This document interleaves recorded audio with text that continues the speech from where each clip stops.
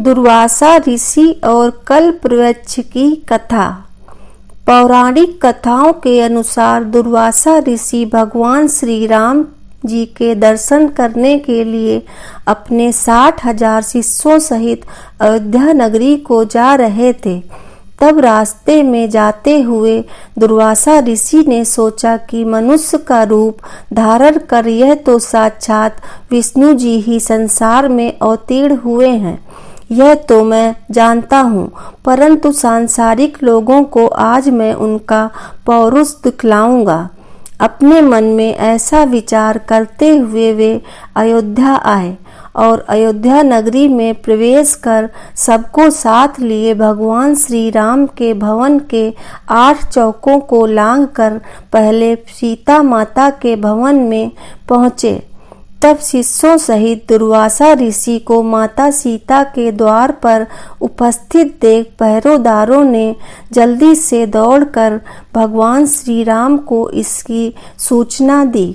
यह सुनते ही भगवान श्री राम दुर्वासा ऋषि के पास आ पहुँचे और उन्हें प्रणाम कर सबको बड़े आदर सहित भवन के अंदर ले गए और बैठने के लिए आसन दिया। तब आसन पर बैठते ही दुर्वासा ऋषि ने मीठे वचनों में भगवान श्री राम से कहा कि आज 1000 वर्ष का मेरा उपवास व्रत पूरा हुआ है, इस कारण मेरे शिष्यों सहित मुझे भोजन कराइए और इसके लिए आपको केवल 1 मुहूर्त का समय देता हूँ। साथ ही यह भी ध्यान रहे कि मेरा यह भोजन जल, धेनु और अग्नि की सहायता से प्रस्तुत न किया जाएगा। केवल 1 मुहूर्त में ही मेरी इच्छा अनुसार वह भोजन जिसमें विविध प्रकार के पकवान प्रस्तुत हों मुझे प्राप्त हो। इसके अतिरिक्त यदि तुम अपने गृहस्थ धर्म की रक्षा करना चाहो तो शिव पूजन के लिए मुझे ऐसे पुष्प मंगवा दो जो आज तक यहाँ किसी ने देखे ना हो। यदि यह तुम ना कर सको तो मुझसे स्पष्ट कह दो कि मैं इसमें असमर्थ हूँ, मैं यहाँ से चला जाऊंगा। दुर्वासा ऋषि की इस बात को सुनकर भगवान श्री राम ने मुस्कुराते हुए नम्रता से कहा, भगवान आपकी यह आज्ञा मुझे स्वीकार है। तब भगवान श्री राम की बात सुनकर दुर्वासा ऋषि ने प्रसन्न होकर कहा, मैं सरयू नदी में स्नान करके वापस आता हूँ, शीघ्रता करना। हमारे लिए सब सामग्रियों को प्रस्तुत करने के लिए अपने भाइयों तथा सीता जी को शीघ्रता के लिए कह देना।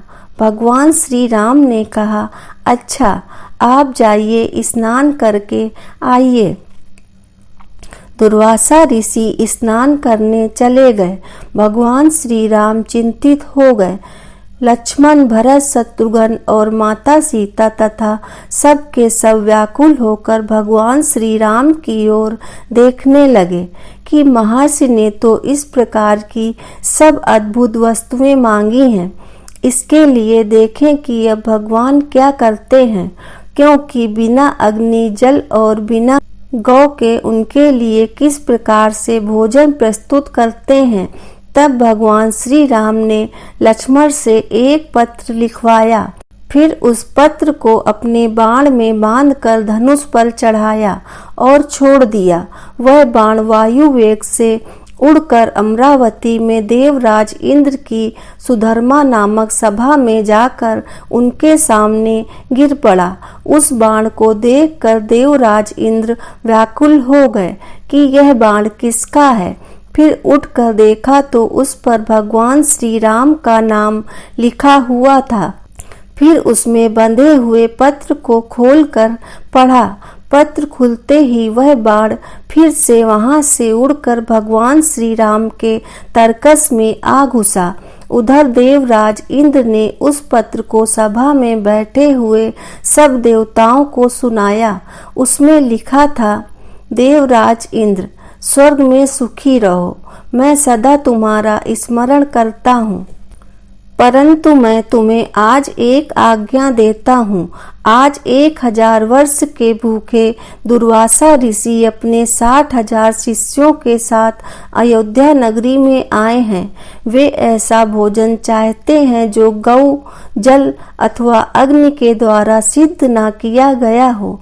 इसके साथ ही उन्होंने शिव पूजन के लिए ऐसे पुष्प मांगे हैं जिन्हें कि अब तक मनुष्यों ने न देखा हो। मैंने उनकी यह मांग स्वीकार कर ली है। वे सरयू नदी में स्नान करने गए हैं, इसलिए तुम शीघ्र ही कल्पवृक्ष और परिजात जो क्षीर सागर से निकले हैं क्षण मात्र में मेरे पास भेज दो। इसके लिए रावण के संहारक मेरे बाणों की प्रतीक्षा मत करना।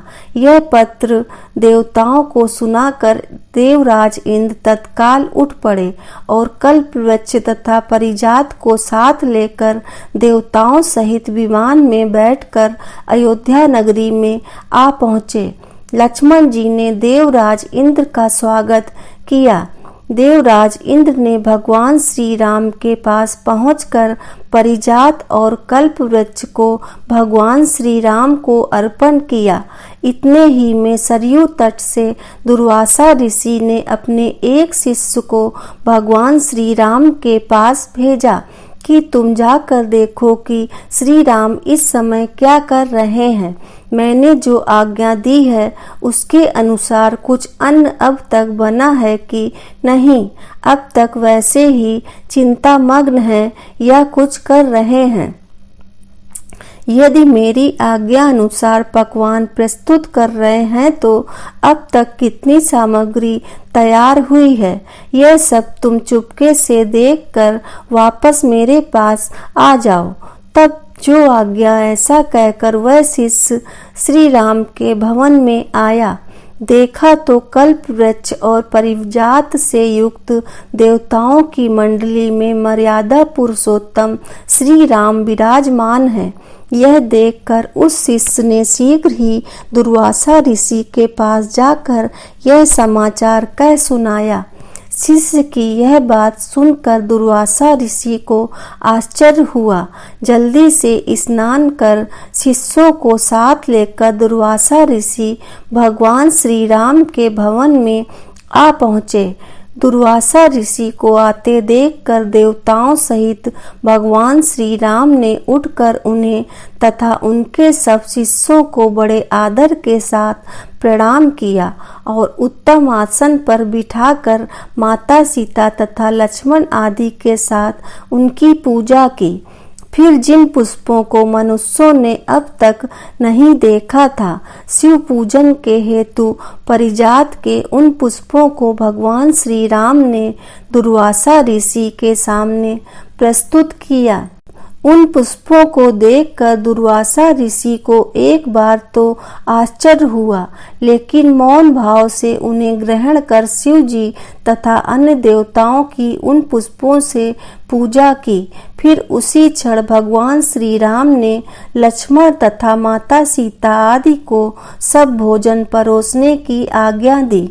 तब दिव्य अलंकारों से विभूषित माता सीता ने कल्पवृक्ष और परिजात की पूजा कर अनेक पात्रों को लाकर उनके नीचे रख दिया और वह प्रार्थना करती हुई इस प्रकार बोली कि हे क्षीर सागर में उत्पन्न होने वाले तथा देवताओं के मनोरथों को पूर्ण करने वाले कल्पवृक्ष आशीषों सहित हमारे यहाँ आए हुए दुर्वासा ऋषि को तुम संतुष्ट कर दो। तब माता सीता के इस प्रकार कहते ही कल्पवृक्ष ने क्षण मात्र में वहां पर रखे हुए अनेक पात्रों को अनेक प्रकार की खास सामग्रियों से परिपूर्ण कर दिया।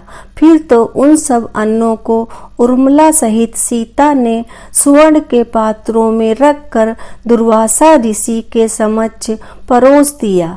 फिर तो भगवान श्री राम से निवेदित दुर्वासा ऋषि ने अपने शिष्यों के साथ बड़े प्रेम से वह भोजन ग्रहण किया। भोजन ग्रहण करने के बाद भगवान श्री राम ने तांबुल और दक्षिणा देकर वहां से अपने शिष्यों के साथ वापस रवाना हो गए। जय श्री राम। आपको ये जानकारी कैसी लगी कृपया कमेंट करके ज़रूर बताएं। वीडियो पसंद आया हो तो लाइक करें और ऐसी ही कथा कहानियों एवं जानकारियों को जानने के लिए चैनल को सब्सक्राइब जरूर करें। धन्यवाद।